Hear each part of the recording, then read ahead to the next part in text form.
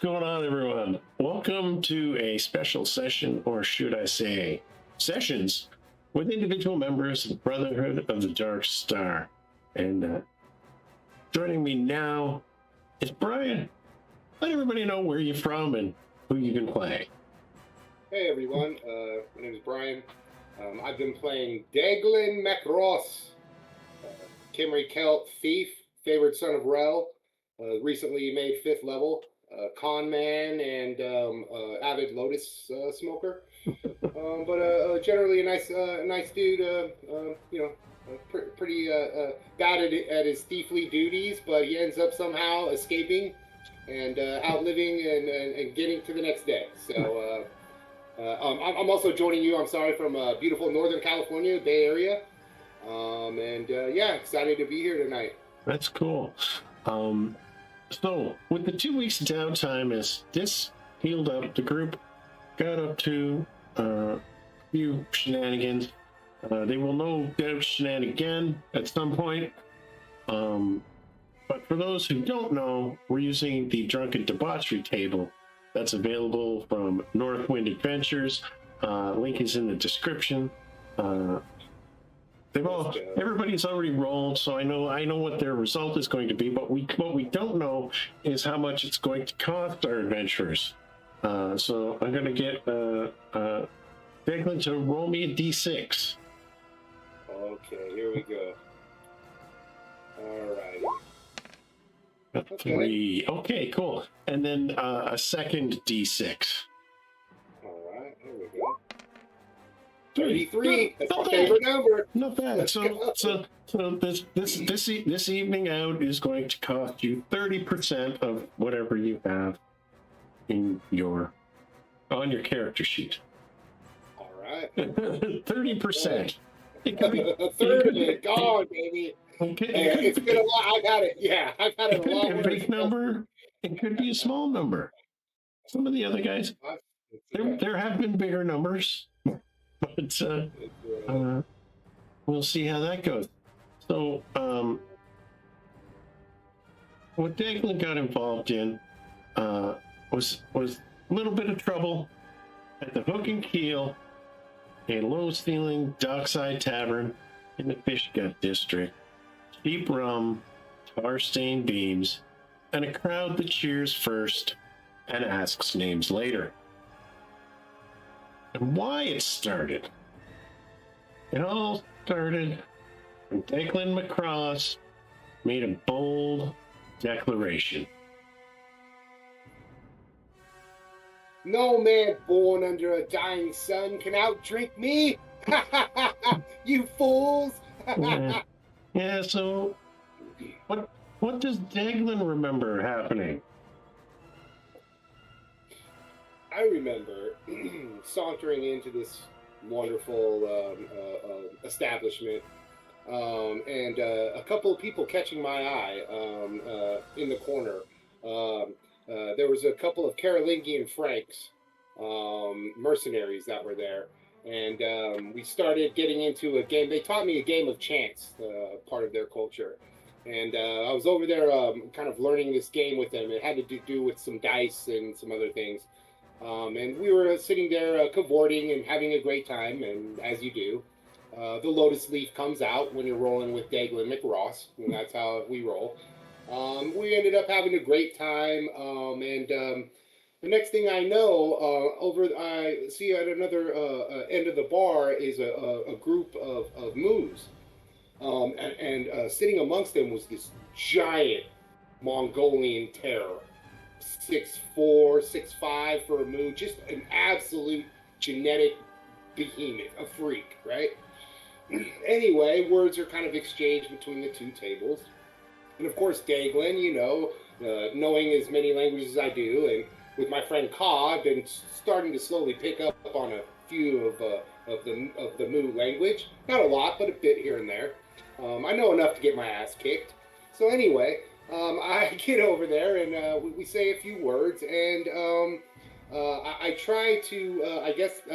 I end up telling him that he overheard my boast of nobody could, under the dead sun could outdrink me, and wanted to have a contest and outdrink me. And as he says that, he wanted to wager, and his friends beside him, the Moos, put up a large, like 45 carat, like sun, like sapphire, rough cut, so it hasn't been jeweled or cut, but just this giant. So a lot of action is starting to be made and wagered on this. A couple of people, patrons in the bar, one of the owner of the bar, have kind of seeing this kind of action kind of happen. So a lot of side action and stuff is starting to take place. At first, it started out with hand of eye tricks, and this group, the things escalated between the two groups till it finally ended up with Deaglan McRoss versus the giant Moo in a drinking contest of cherry brandy, right? So they're just doing shots of this crazy liquor, I guess. And it did happen. There was lots of shots and lots of yelling and cheering, and there was a deckhand that was there, and he laughed. Somebody shoved. A table leg snapped. And the rest is legend, at least according to the witnesses who survived the first minute. That's how I got this black eye. So there were three deckhands from the Lizard Coast. They dove in. They were half sauce, spoiling for sport anyway. There was a scarred fishmonger's son who took exception to Deaglan. When he first sat down with the Moos, using a crate of eels as a seat, and as things were beginning to escalate and people were shoving, there was an off-duty city watchman who meant to calm things down, but instead caught a tankard right in the teeth. But how it unfolded. Good old-fashioned Donnybrook. I think course, it's what the Canadians say. Of course. But how it unfolded, Deaglan floored two men with sweeping blows and used a third as a shield when knives came out. A bracer tipped over, sending a sailcloth smoldering, which was quickly stamped out, barely. And then the brawl spilled into the street, where Deaglan looked, head-butted a piling, trying to finish with a flourish. The piling won.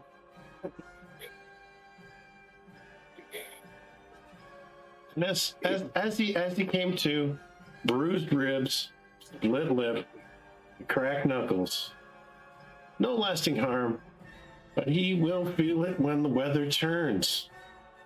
The City Watch arrived in force before the crowd could truly turn murderous, and to avoid incarceration, Deaglan was fined for damages, broken tables, spilled stock, and one offended watchman's dental work. He roll us a D20. Oh, that sounds so awesome. Picturing that scene in my mind. Oh, okay. So that's going to cost you an additional, on top of the 30%, an additional 160 gold pieces for damages. Spilled stock. And, quieting down the city guard, a little bribe here and there, right? I get it. I get it. So, afterwards, the Hook and Keel proprietor now knows Deaglan by name, and will double his prices when he returns. So I'm a minority owner now, I guess, in that awful little bar. Yeah, and paying double whenever you're there. And whenever I'm there, that's still the rule. And, I understand that. And the City Watch has logged Deaglan's description.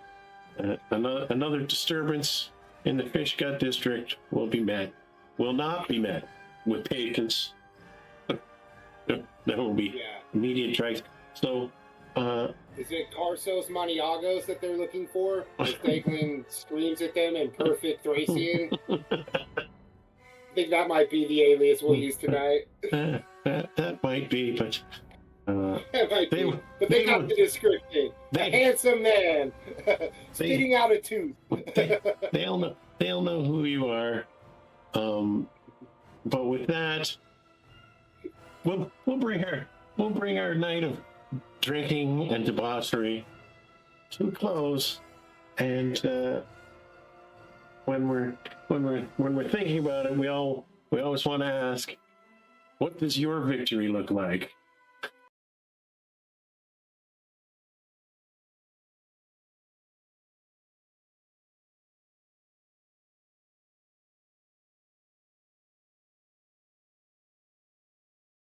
With me at the moment is Sam. How about we introduce yourself? Hello, I am Sam Dennis from beautiful Southern California, and I am playing Ka of Mu, who has survived much longer than I would have suspected, given how I'm doing everything I can to play him to his accurate wisdom score. But he continues to persevere. I'm having a good time. Yeah, having a good time in the game all around. Excellent. I would say that most of his luck so far has been his absence, but you know. Yeah, I did have a bad couple of games there for sure, but I'm trying to make up for that in the new year. That's okay. So this takes place in between the two arcs that we're currently on. One was the Pact of Three Shadows, which we just finished. And then with a 2-week gap, waiting for their continuing to be healed up and ready and trained, and then they began to embark on Oath Beneath the Salt. In between, we're having a little bit of debauchery once we figured out that this was fine. So we'll start tonight. Yeah. We will start tonight. I'm gonna hang around that morbid so-and-so. It's best to move on and have some fun. So we will start with Ka, and if you could roll me a D6, please. All right, little honor system, but I'm all into it. 3. A 3. Well, that's going to be whatever your wealth is. 30% of your wealth is what you're going to spend. All right. So that's not too bad. It could be a whole lot worse. Oh, wait a minute. Yeah. No. Wait a minute. I'm going to need you to roll another D6. 1. 1. That's only 10%. Even better. So it's not. Not 30. No, it's not bad at all. It is 10% is what? 19. So 19 gold. That's okay. That's good. That's what you're going to spend. However, how you're going to spend it. Kyle finds himself in the Jade Quarter, near a wine house favored by sailors and shrine attendants alike. And what happened? Ka, the Moosh warrior, drank too much spiced wine, cut with lotus honey. As he is wont to. For sure. But when the music swelled, however, he stood steady at first and declared he would honor his homeland with a traditional war chant. What did that war chant look like? Well, Ka would, of course, have to draw his sword. In this case, he would draw his sword and shield. And it is a chant more guttural and phonetic than words, as the Mooish people don't need a lot of vocabulary. Their language is actually very sparse, and it's actually considered a little crass to use too many words to talk about things. It's something Ka has had to get used to, and kind of modern society out here. Yeah. So it's more of a well, without any disrespect to any other cultures, but like the Fiji's island people that do more of a chant, right? Right. That kind of thing. Right. Getting the troops ready. Excellent. Yeah. If they're out on the plains of Mu, generally speaking, if it's you, your people, and against another group, and you're getting ready to go, so you're just firing yourself up. Yeah. So what followed was not a war chant. It was a slurred, stomping, half-remembered rhythm that split into a wild, offbeat dance, somewhere between a challenge ritual and a mating display. Ka's voice cracked. He forgot the words. He tried to improvise loudly, and a drum joined in out of pity and then stopped out of mercy. He attempted to finish with a flourish, but missed the beat entirely, and then bowed to the wrong wall. So it's usually not too embarrassing when you're by yourself, however. In this wine house, there were temple novices on errands who now whisper whenever Ka passes. There's dockside regulars who christened the performance the Staggering Ox, and a minor poet who wrote 3 lines about it and recited them for free drinks all week long. And by morning, half the quarter knew of Ka, even if they didn't know him. So let's see how this plays out going forward. We're gonna there's a few more of these to follow, but no, I had a little bit of a drunken evening. It'll be fine. A little bit. Yours wasn't too expensive. I think there might be some expensive ones coming up. But even how Ka is, he got off cheap. Yeah, but the one thing that did happen among those watching was a quiet elder of the Muish diaspora visiting from Arium on trade. He did not laugh. He watched Ka with narrowed eyes. And later, Ka received a note. If you would shame the old ways, you must also be willing to defend them. Ultimately, Ka's humiliation will become a test of pride, restraint, and whether he will let mockery define him or answer it with deed.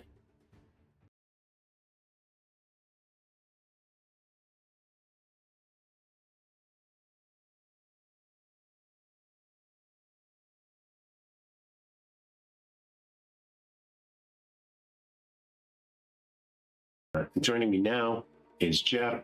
Let everyone know where you're from and who you've been playing. Where I am from the Midwest, about an hour west of Chicago, in Illinois, snowy Illinois, where the temperature is up to a balmy 37 degrees and about to drop back down to 6 tonight. But hey, take what you can get. It's time to go do a polar plunge, maybe. No, just kidding. Who have I been playing? Varkoon Kang, who is a precocious, ornery, Hyperborean cleric of Auroras, who is pious at times and, as we'll find out shortly, not pious. Not pious.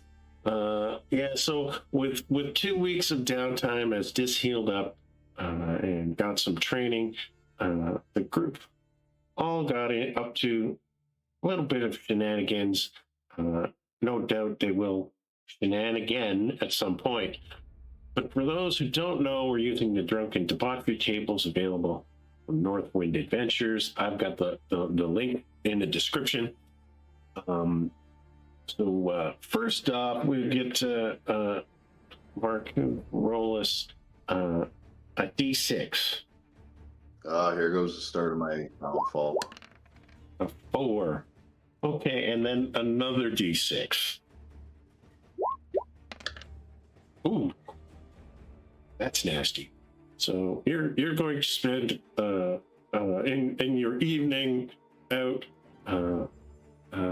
spending 60% of your Fuck. your money that you have left. So Supposed to be only one ale. That was it. it was only supposed to be 1 ale. But we will Let's see what start the story about Varkoon's oath. I here swear. The location was the smoke-choked wine hall near the quays of Chromarium. It was late. It was loud, lit by guttering candles and cheaper truths. And Good times. with wine on his breath and a righteous fire in his eyes, Varkoon proclaimed aloud, By the light of Auroras, I will tear down the hidden thugs who poison this quarter. Names, coins, and den alike. Before the next dark of the moon, their hands will appear broken, as yours are, or their secrets laid bare. yes, it wasn't a boast. It wasn't a boast. It was a vow, spoken with a cleric's cadence and sealed with a silvered sign over his heart. And after I do that, I chug back the rest of my ale and throw the cup. Most vows spoken, in ale halls. There's a few people around that choose to listen or hear. There was a masked broker at the edge of the hall. There were 2 dog toughs who fell suddenly silent when Aurora's name was invoked. And there was a junior watch scribe off duty pretending not to listen while memorizing every word.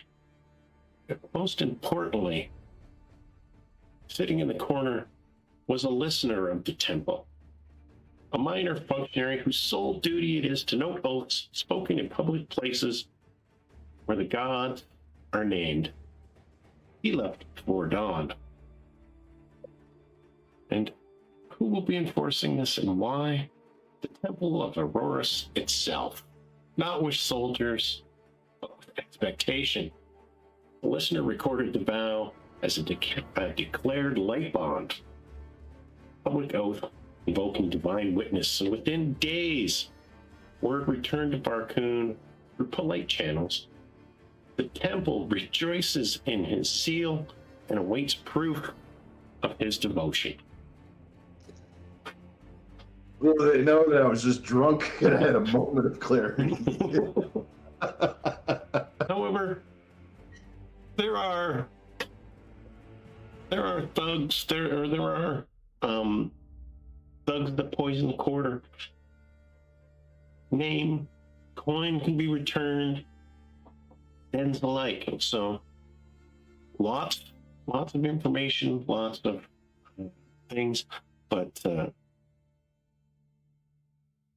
you do know, Varkoon does know that oaths spoken in Auroras' name must be honored, lest the light become a mockery. We wouldn't want that. Is there any loophole in there for intoxication or anything like that, even while sinning? Yes, no. The politics, the temple has long suspected a network of dock enforcers, shielding smugglers and heretical traffickers, but lacks deniability. Varkoon is now that deniability. You know how many guilds right now that I've made an enemy of just by speaking that stupidity while drunk? Take this as a lesson, ladies and gentlemen. Don't speak when drunk. Yes. So if Varkoon succeeds, he knows he should be elevated. If he fails, the temple will know why. Because I am not righteous enough. Yes.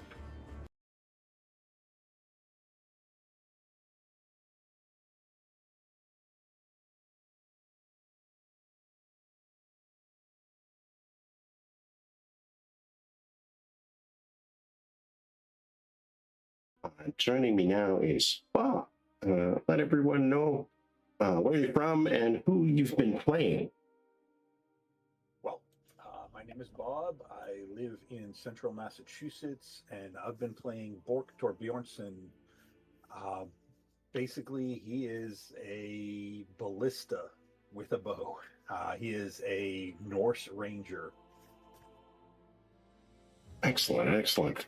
And I'm learning all about the Norse Ranger.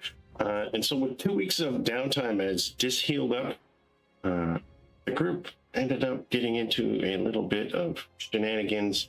There will be, and they will no doubt shenanigan at some point. But for those who don't know, we're using the drunken debauchery tables available from Northwind Adventures. Link is in the description down below. First things first, Bob, I don't know, have you looked at them? Do you know what they're all about? I have not looked at them recently. You can roll me a d6 then to start. Alrighty. 6. It's a 3. Okay, cool. And now I need a second d6.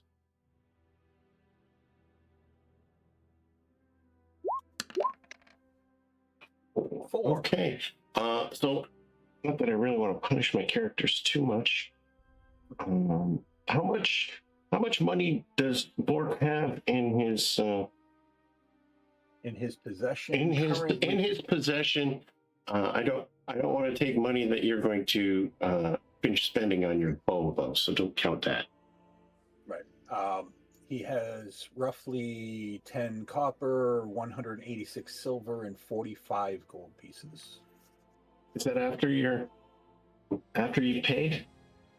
Yep. 45, so it's about 55, 56 gold, something like that. Something like that. You can take 40% of that off. You're going to spend that today. Alrighty. In your adventure, you will spend 40% of your money. And Bork's night was with some new friends. In the Fish Gut district, spilling into the Keys, music, tar, and salt in the air. What happened that night? Bork arrived flush with coin, curiosity.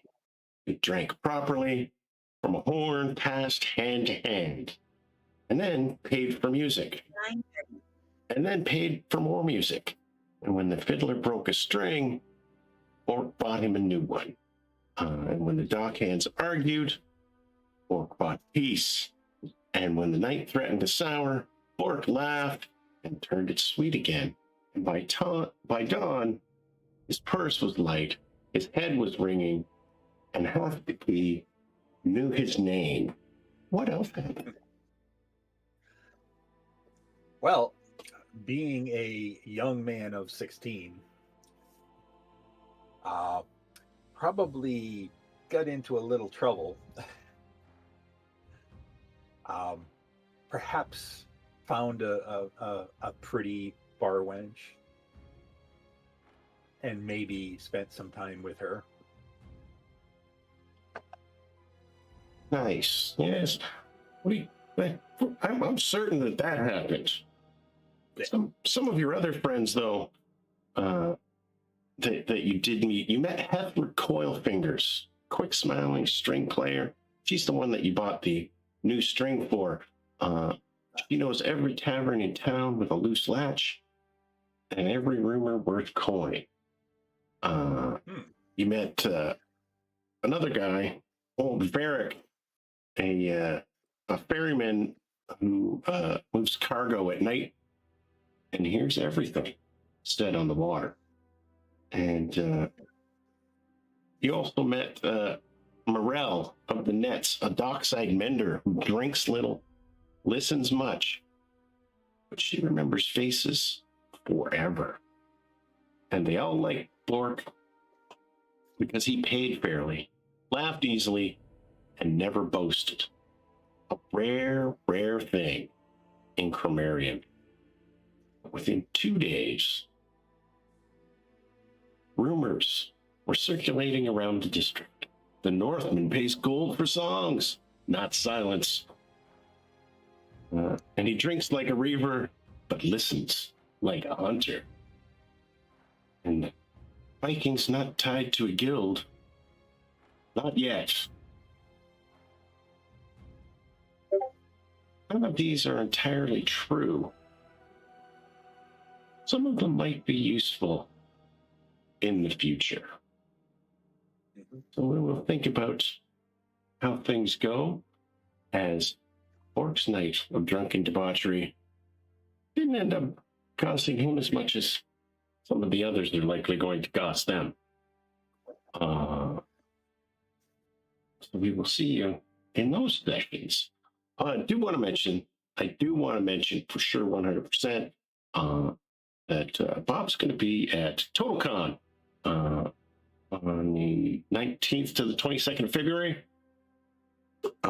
in Marlborough, Massachusetts. If you want to get tickets, they're available at totalcon.com. Bob's going to be running some adventures, and from what I've read, they look awesome. I'm jealous. I wish I was going. We will see you all then. And until next time, what does your adventure look like?